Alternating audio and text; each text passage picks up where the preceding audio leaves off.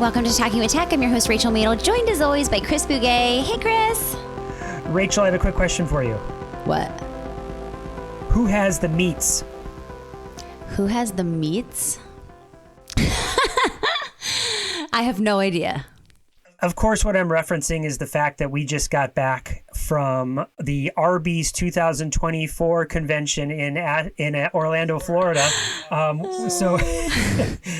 Which is just a little inside joke for anyone who was at ATIA 2024. The Arby's franchise connection or conference was happening at the same time in a different portion of the conference. So they had Arby's shirts and Arby's posters and Arby's everything there. So the Talking with Tech podcast is not sponsored by Arby's yet. Growth mindset, Rachel, maybe someday. There was literally the world's largest Arby's advertisement inside the hotel. I was like, this is really next level. And that was sandwiched between, see what I did there? I totally see what you did there. The ATIA was sandwiched between Arby's and Sherwin-Williams. The Sherwin-Williams convention was there. So we got paint and Arby's and ATIA sandwiched in between. What more do you need? Which was super fun. So if... Let's get into it, Rachel. This is the ATIA 2024 recap episode. Who knows? Who knows how long this is going to go? It might be a two-parter. We'll have to see how long we talk about this. I made a little list here of things to discuss, and I thought we could kind of roll through them. How does that sound to you? That sounds great. Let's dive in. Okay, this was your third ATIA. Is that correct? Am I thinking? Yes, that's correct. Third. Right? And maybe was the first one virtual? So this was... No, that would be fourth. That would be fourth. First one virtual, then three in person. Yes.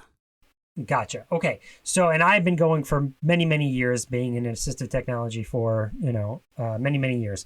So one of the big things that was different this year about ATIA 24, probably the biggest thing, was that it was in a new location. So to the eternity that I've been going to ATIA, it's always been at the same hotel, the same conference center, and everyone sort of knew where things were, knew where the rooms were. You didn't have to hunt things down. It was sort of a smaller venue than this new place, which brought new opportunities, but also new challenges. So did you have a sense or a feel about how the new space was? Yeah, I mean, I think that generally speaking, I'm not the best with navigating conferences. And so a new space was extra hurdles to kind of figure out where I was going. Although I feel like it was pretty well laid out and easy after, the first day or two to kind of navigate.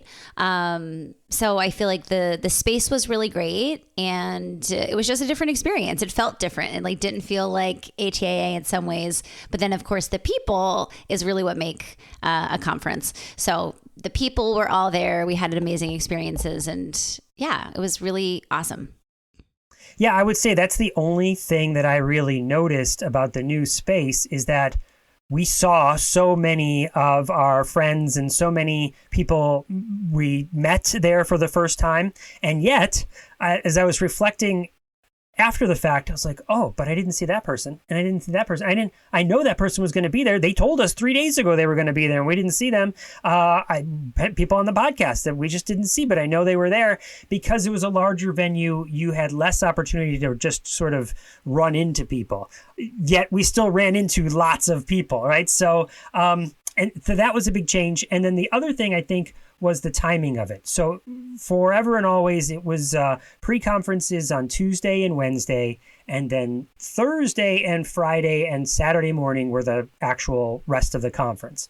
But because of whatever, I don't actually know the why things happened, maybe because Sherwin-Williams had a block of rooms, that might be my guess, is that pre-conferences still happened on Tuesday and Wednesday. We did one on Wednesday, but the conference itself didn't start till Thursday morning at 1:00, which meant there was a whole block of time in the morning for either people to arrive or to have meetings or to just casually hang out.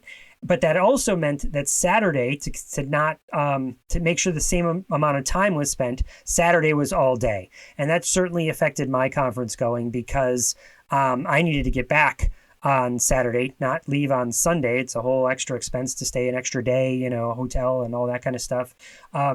And then my flights got changed. And so I missed all of Saturday. And I think you did too, right? Yes, I was not there on Saturday. I had to wake up. I got very little sleep because I stayed up until 1, and then I had to get up at 4:30, and I had to catch a flight very early out of Orlando. So I also did not get to experience Saturday at all. So, and I don't know how many other people are in that same experience. I guess that's feedback that ATIA will get. I don't know how they'll capture numbers that way. Like, how many people registered, but you don't know that how many people left on that day, unless they do. And I don't know how they would know that. So I'd be curious about getting feedback from our listening crew who was there. All the listeners, did you have to leave on Saturday? Did you find that was the thing? Or no, we actually stayed, and it was no problem at all. So I think that's first thing on the list: new place, new time, and that brought about some just new experiences. Yeah, I think that like anything else, once you kind of experience something new, there's a little bit of, oh, what is this going to be like? Is this going to be as good? But ultimately, again, it circles back to the people, and I just love that community and had so much fun and so many amazing experiences. So you said the people. That's the next thing on my list, okay, is that I think hands down the highlight of ATIA 2024 was meeting Michaela Ball in person. Would you agree? Absolutely. Michaela, our amazing audio engineer, came to ATIA and presented at ATIA. And absolutely, that was my favorite part of ATIA. So that's a thing. Here's a question for you, Rachel. I say this all the time. This is foreshadowing for later. If I say it's foreshadowing for later, am I spoiling the fact that it's foreshadowing? I'm not sure, but probably, maybe. Definitely not. Well, then maybe I'll say it now, but and we'll skip it later, is that what Michaela was presenting on was a thing she's been working on with Rachel Langley, Tabby Jones-Williber, and Carol Zangari, called Stepping into AAC. And it is now, a portion of it at the point of this recording is out in the wild for people to consume, enjoy, and spread. It's over, I'm sure Luke will put it in the show notes, but right now it's posted over on the Angelman Syndrome Foundation website. So, or you could just Google Stepping into AAC and you'll be able to find it. And what it is, I'm going to try, well, do you want to try and take a stab at explaining it? Yeah. So I actually was connected with Carol Zangari, and Carol reached out saying, like, do you have anyone who can help with a video project? And I was like, I absolutely have someone I can ask. And I thought immediately of Michaela because of her background. And I'm super happy that I was able to connect Michaela to this project. And essentially it's a project where a series of videos have been released in an effort to teach AAC, and particularly to parents. And I think that is something that is near and dear to my heart. That's something that I have aspired to and also done a lot of in my own work online. And it's just, we need more resources that are really powerful for parents, easy to digest information. And I feel like a video format is a really powerful way to do that. We don't have enough time as SLPs and AT specialists. And so it's really important to figure out ways to teach this information asynchronously.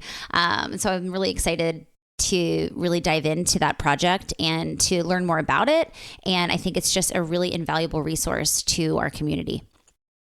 Yeah, I think videos are a large central part of it. I think they also have documents that go along with it that break it down like step by step, week by week. Here's what you can do. It really reminded me of during the pandemic, Mei-Ling Chang asked us to do a presentation for the world on breaking down your day, right? In hour by hour, how you can do things with to support language with AAC. And this is like, how can you break your life down by week about what to do. So I'm really excited to, I went to the website and I kind of looked around and clicked on some things, like I got a feel for it. Of course, I trust all of those people that are involved in it. So it's like, yes, I cannot wait to explore it in even more depth. Yeah, I'm just really excited that a resource like this was created. And I think it's incredibly powerful to have this step-by-step process. It's one of the things that makes AAC so challenging, is that there's no kind of cookie cutter approach that you can use for all students.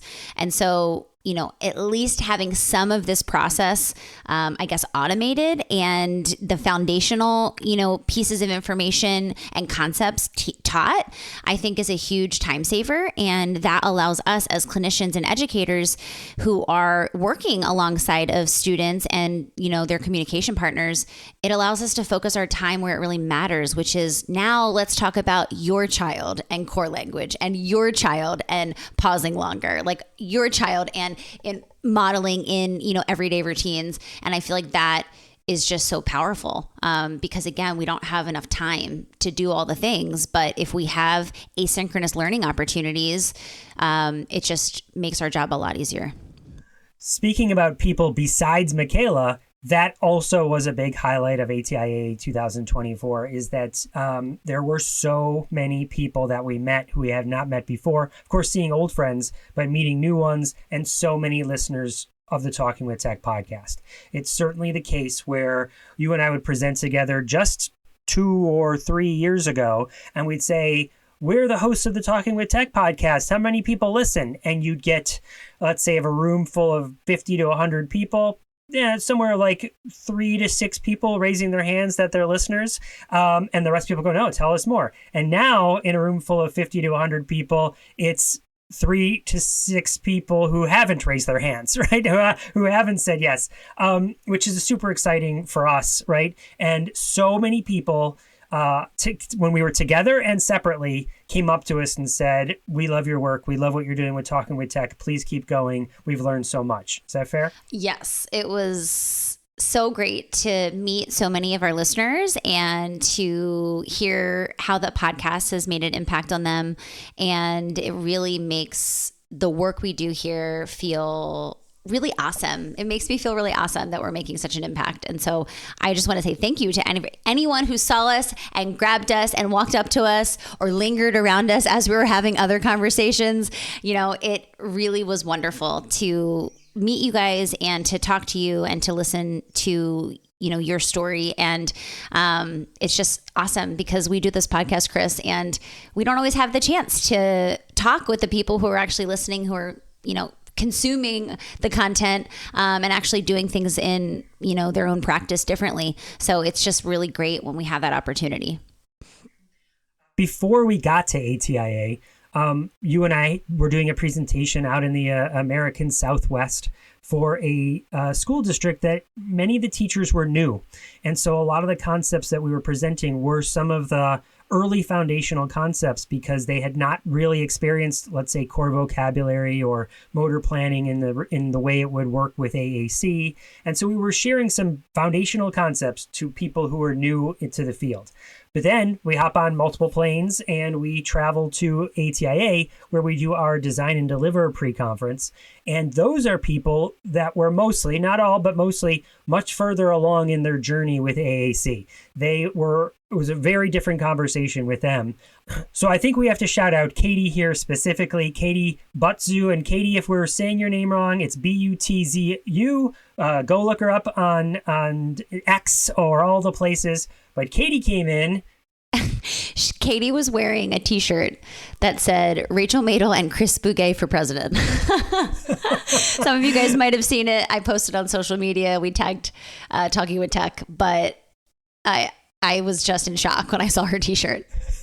Yes, that was to be the last thing I would expect to see. And the thing that made me smile from ear to ear, I could not believe someone made a shirt like that on their Cricut machine, So Katie, thank you so much. And then during that presentation, Katie and I found out that although we follow each other on X, that we're big into, that both of us are big into STEAM and STEM. And like during one of the breaks, we kind of got really into talking about, well, do you know about this program and this program? And she was sharing all sorts of stuff. So, but point being, great, rich discussions about AAC with people from all over the world. We had people from Canada. We had people from England. We had people from Hawaii. We had people from Alaska. I think we did. I think we had people from Alaska. Yes, we right? did, for sure. Yeah, it's like I doubted myself for a second, but I know we did.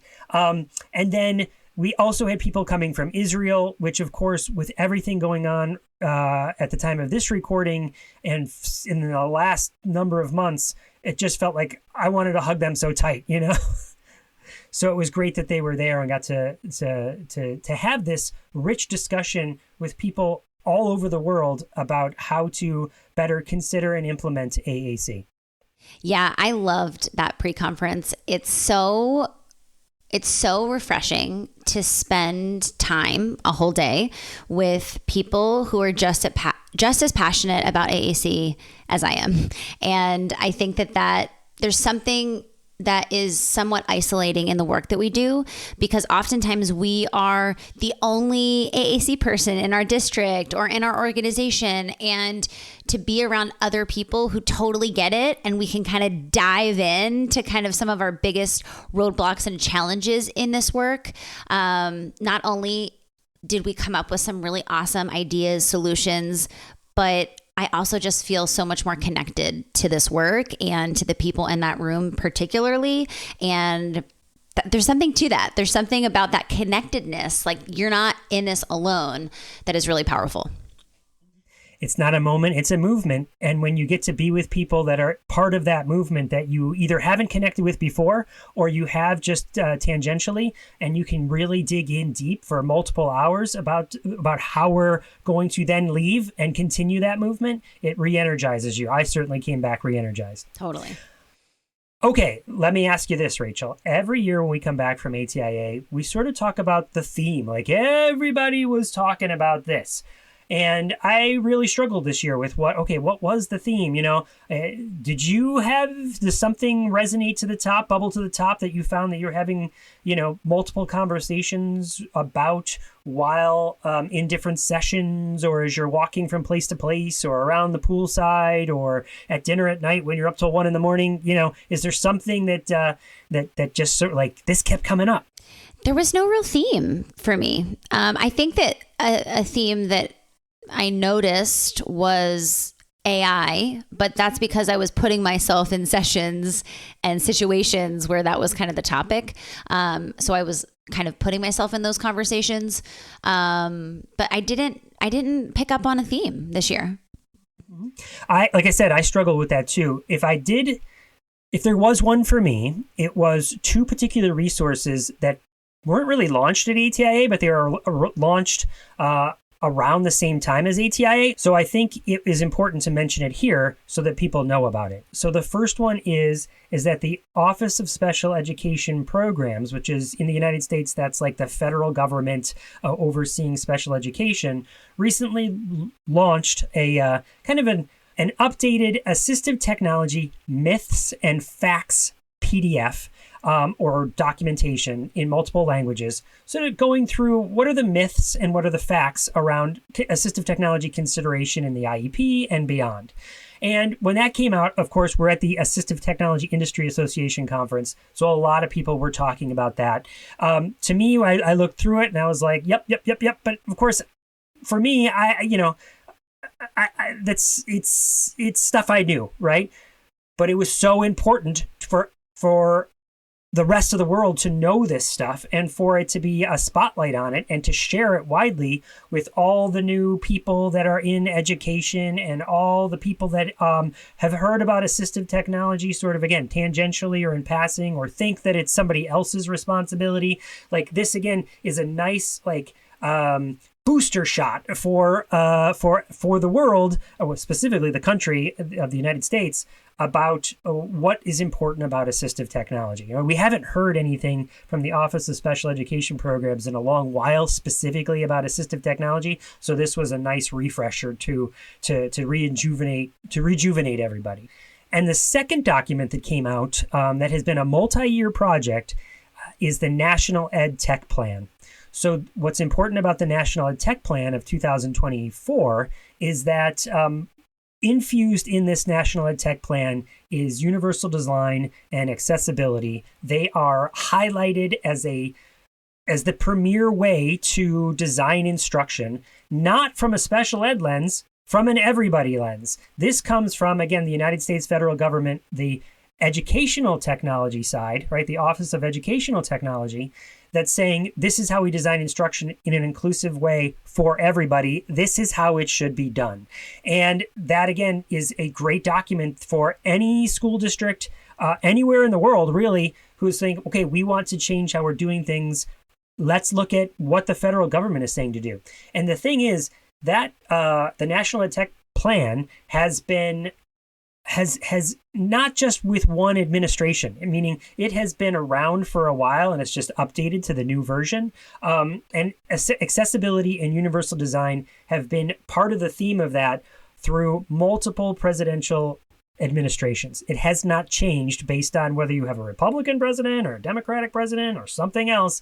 It's been the same for many years that this is the way to do education. And so if you have not heard of the National Ed Tech Plan, we would invite you to go and peruse it and use it and spread it and use it as a tool for you to champion inclusive practices and universal design for learning, to say, hey, it's not just us that are in this movement. The federal government says to do it this way, right? Look, it's written here like 44 times in this document, giving examples of how school districts are doing it. So it's not just us, you can do it too.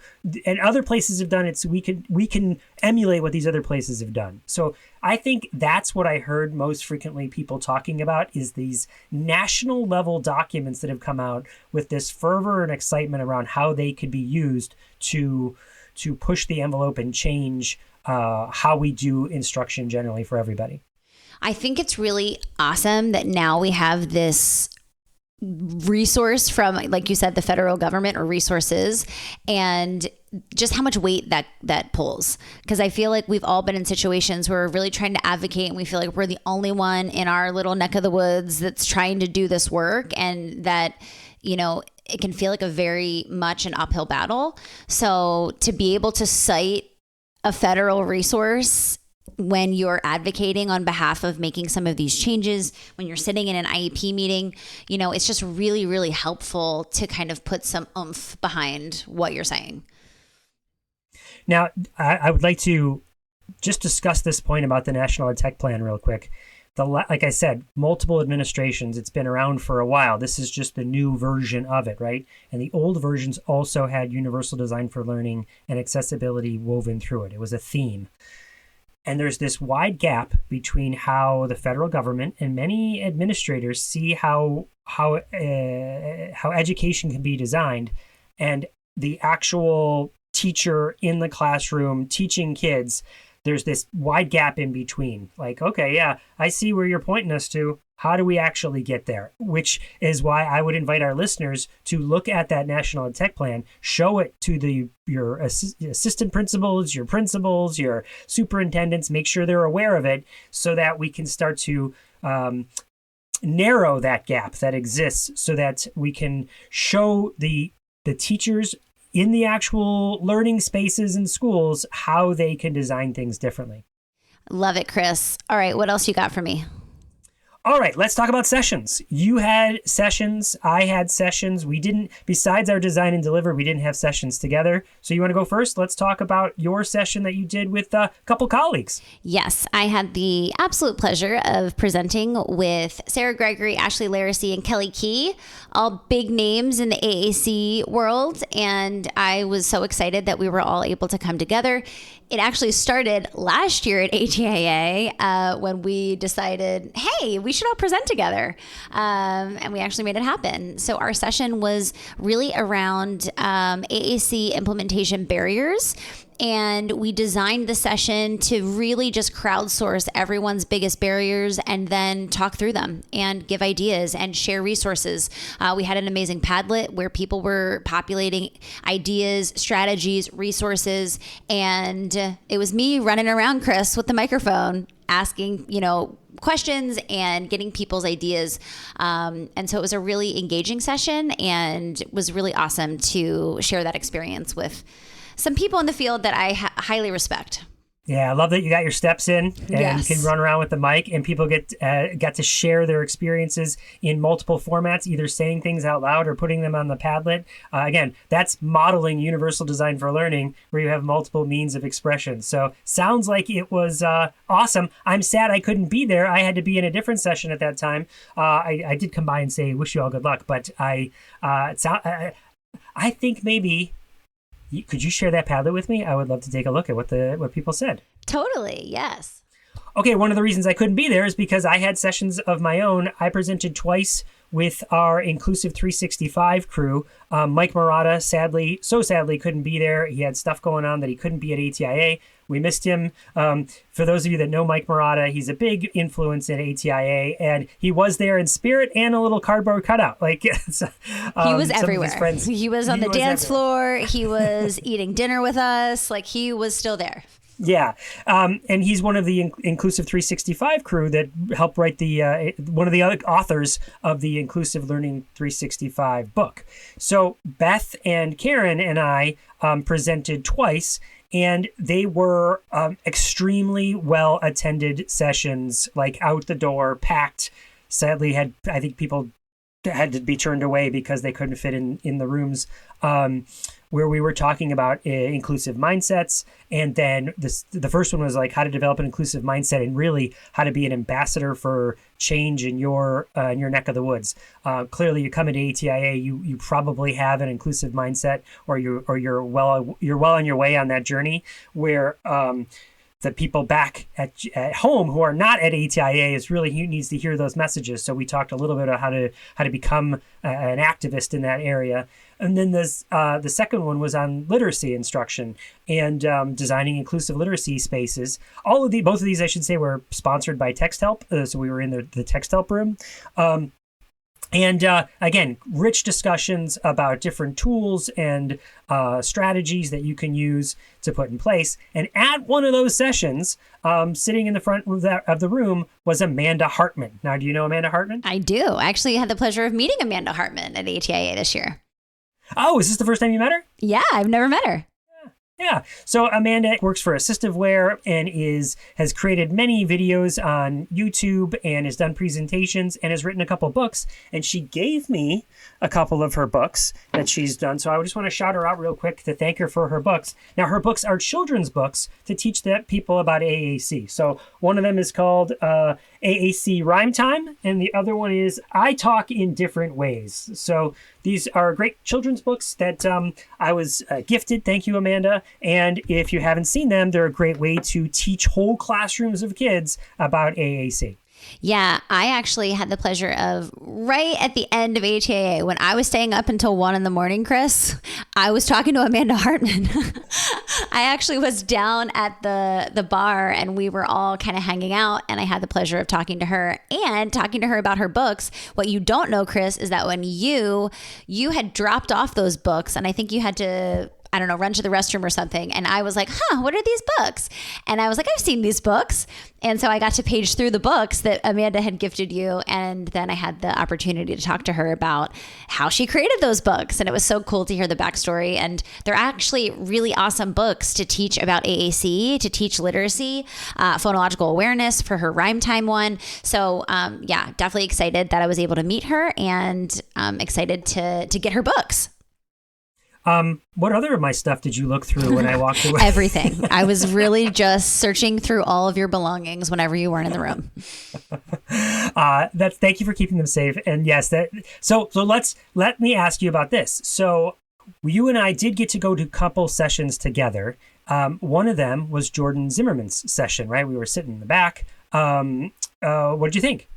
I mean, one of my favorite things about ATIA is having ample opportunities to go to sessions by AAC users. Like, that's the best thing about ATIA, in my opinion, is just being able to listen to a lived experience from people that are using AAC to communicate. And so I was excited to check out Jordan's session. Jordan's been on the podcast. Definitely recommend listening to that episode if you haven't listened already. And I feel like not only does Jordan share really awesome information about inclusion and advocacy for AAC, but she's also just really fun and funny. I feel like that was so fun to see how, in between comments, she would make, a joke. And so I love listening to Jordan. I feel like she's not only really informative, but also really entertaining. And I feel like that is the mark of a really great presenter. So sadly, I mean, after that session, in the context of how spread out the conference was, we didn't see Jordan again, or at least I didn't. Did you run into Jordan again? I did, actually. So one of the things that she joked about was going down the water slide. So that was a joke that she made during the session. And then I got to see her right after she had gone down the water slide. She was literally soaking wet and so excited to talk about going down the water slide, and had a video of her going down the water slide. So that was the one time after her session that I did see her. So I didn't run into her again in the conference, but after leaving Saturday morning and getting through security and getting through on my way to my gate, who was sitting at a gate like 4 or 5 gates away but Jordan Zimmerman, sitting by herself. So I walked up, I was like, Jordan, it's me. And she was like, Chris. And so we chatted for maybe 15 minutes there at the gate, which is a nice happy accident to happen. She showed me the pictures of the water slide. It's like, you missed out, buddy. You could have been down those water slides too, which, I'm a fan. I'm a fan of water slides. I know this about you, Chris. So I'm sad that I missed it. And she totally rubbed it in my face that I wasn't there. And so one of the things that she mentioned while we were chatting, though, which is I felt her pain, and that is she had to bounce between the conference of ATIA and FETC. So FETC is the Future Educators Technology Conference that also is in Orlando, and it's more of an EdTech focused conference.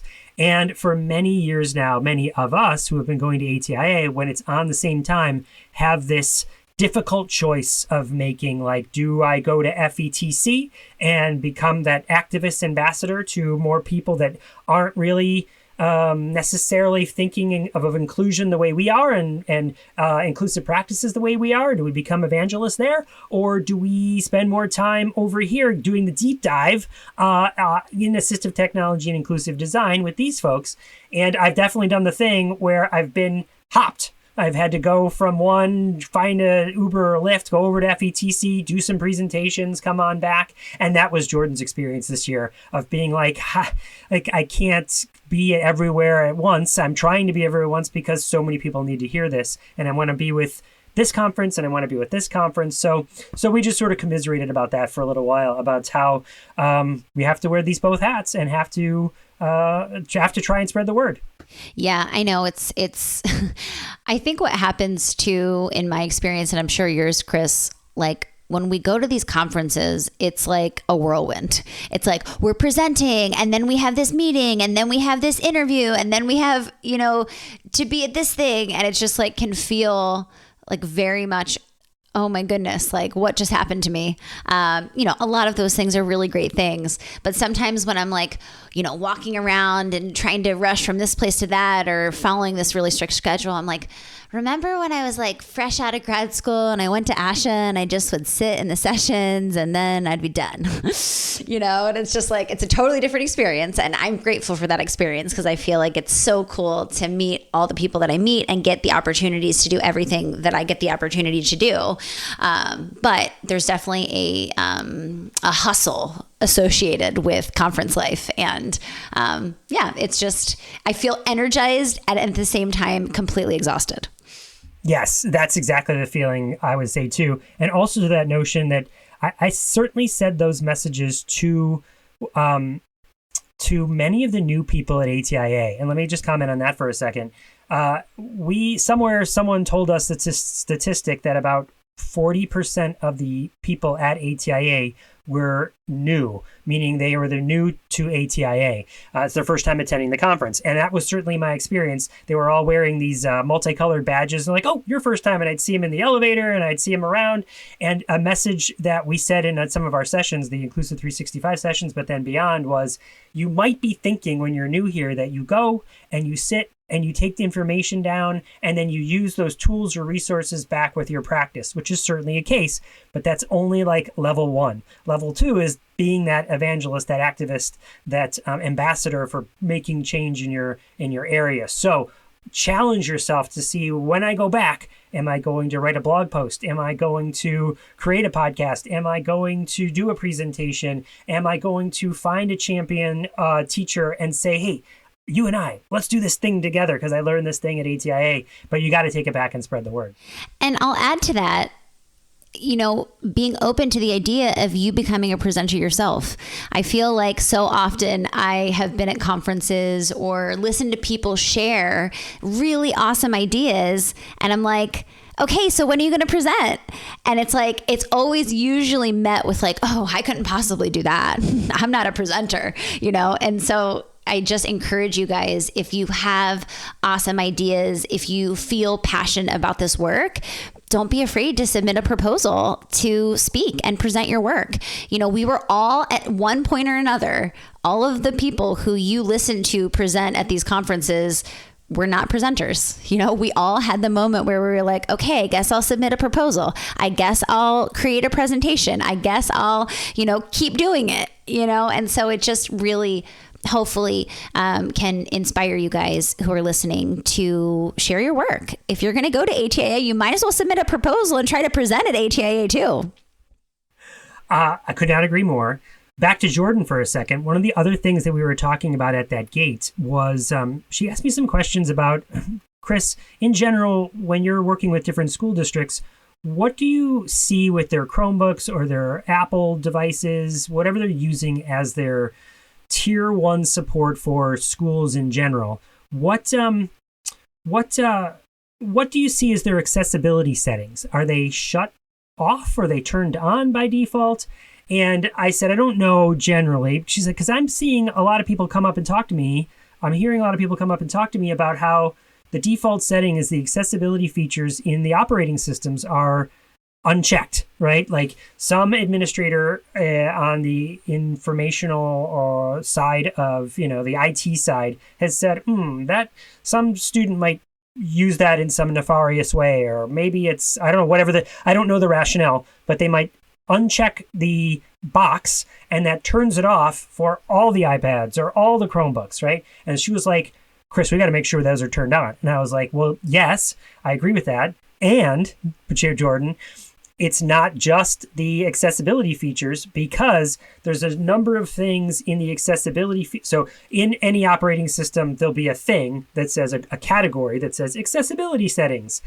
And yes, you don't want those locked out. We want those turned on. But it can't be just those, because there's so many different usability settings in other areas, maybe how you access the trackpad or display options or different ways you can manipulate text that might be hidden in other features. So you really got to look through the operating system, look at all the features and say, okay, it's not just the accessibility, but there's these other things that need to be turned on as well. So I just wanted to mention that on the podcast, is that's a thing that you could be looking at. And maybe it's a takeaway from this podcast is like, yeah, by default in our school district, what is turned off and what is turned on and why is it that way? And could I advocate, if it is turned off, could I advocate for it to be turned on?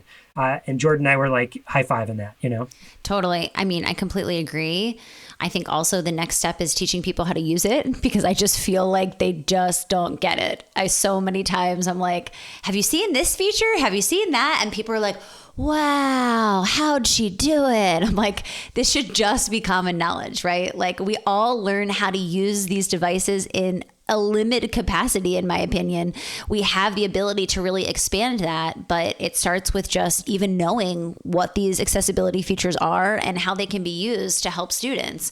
So it's just like there's a lot of work that still needs to be done in this area. It needs to be the default that all the accessibility features are turned on, and also teaching people how to use them, because they can be so profound and powerful for all students, not just students with disabilities. Exactly why it needs to be turned on as a tier 1 support for everybody. All right, so we started to step into not just our sessions, but like we said, we went to Jordan's session. Were there other sessions that resonated with you that kind of stand out and you're like, this was awesome, or this one challenged me in a certain way? What jumps to your mind? I saw Lance McLemore present, and he presented, I've seen him present before, and he, of course, has also been on the podcast, and I was excited to go to his session. I will say, Chris, they put him in one of the smallest rooms, and it was just like flowing out the door. And I thought to myself, like, why would they do that? Like, he obviously is going to pull a crowd because he is a fantastic presenter. He is an AAC user and has a lot of really great ideas. But I was excited to be in the front row, and he presented on communication breakdowns. And I was really intrigued by this topic. I think it's a universally shared experience for an AAC user, I guess all of us, to have communication breakdowns at some point or another, but to listen to his lived experience and how to navigate those communication breakdowns, I thought was really powerful. I also got to learn a lot about his kind of just history with AAC, and some pieces of information about who he is and his journey towards AAC that I hadn't known. And so I thought his session was really, really great. And it just got me thinking about AAC and communication partner training and all the things that I do in my own, work, and how I can tweak things to do it a little differently. One of the things that really stood out that he said was, he had some fear and anxiety using his device with unfamiliar people. And so he had to kind of practice that with people that he felt more familiar with. And I feel like that's just a good reminder. We oftentimes are just like, well, just tell, grandma what you ate yesterday, like we're just like kind of inadvertently forcing, communication, and especially with unfamiliar communication partners. Right. And so it just was like a aha moment for me to think like, yes, like that makes sense that with someone that you're not as practiced with, you might have some anxieties, especially knowing that people who you're not familiar with might have no idea about AAC and might not know how to provide enough wait time and how to engage. And so I thought that was really important. And a really important message is get, our students using AAC in situations with familiar communication partners, and then really be cognizant that an unfamiliar communication partner could be really stressful. It makes total sense to me. It would also make sense to me. We hear all the time, he never uses that thing. Well, he may never use that thing with you because you're not using that thing, right? I think of that, I relate that to code switching, where I talk to certain people in a certain way in a certain setting and a different way to other people in a different setting. And that totally makes sense to me. I'm so glad that Lance was able to share that. And I'm so sad that I couldn't be there. I did get to see Lance in passing, like waving hi. And I did go to the Impact Voices. They had a get together on Friday night. But I guess that's another thing that was a difference about ATIA, is that many of the organizations that put together get-togethers, or should I call them parties? I don't know exactly the best way to... We were partying, Chris. Yeah, social get things. They were all stacked upon each other on Friday, because Thursday night was this giant candy soiree where there was all these sugary tweets. You're talking about the dance party, Chris. It was really a dance party. Yes. Did you dance? Of course I danced. There's videos of me dancing. There's a video of me dancing with Mike Murata's cardboard cutout. How did I miss that? We were both in there at this. We didn't go there together, but we were both in that space, and we were like texting each other, trying to find each other. But well, we could have danced. We could have done a Talking with Tech dance off. It would have been awesome. Next year, Chris. Next year. But back to Lance, because that was all on Thursday night, there was no opportunity to have these other parties on that Thursday night. So all the parties were on Friday night, and they were all stacked on top of each other. So you had an event from Building Wings that was all about literacy. Foreshadowing. Did I spoil the foreshadowing? Foreshadowing, because they had a big announcement there. Impact Voices was at that time. Text Help had a reception at that time. And Ed Camp was at that time. They were all at the same time. And of course, those were 4 different places. I clone Chris, please, because I wanted to be in all 4 of those different places. But so what I did was I went over to Impact Voices, said hi real quick. Lance was just getting started. He was he was in the front of the thing, getting ready to get started. So I didn't want to interrupt him. So I didn't really get to chat with him at all.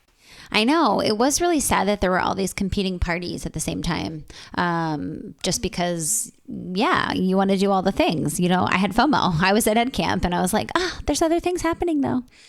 Yeah, exactly. I tried to bounce from one to the other just to say hi, meet a couple of people, and then not miss out on the next thing. And you never can, you know. ATIA could be 2 weeks long and you'd still be feeling that fear of missing out. Well, Rachel, I guess, like I predicted at the beginning, maybe we'd have too much to talk about. We've been talking for this for almost an hour now. And on my list, I certainly have more things to discuss with you. I'm certain that you have things that you want to discuss and share on the podcast. So I feel like this might be ATIA 2024 Part 1. And then stay tuned. Come back to listen to ATIA Recap Part 2.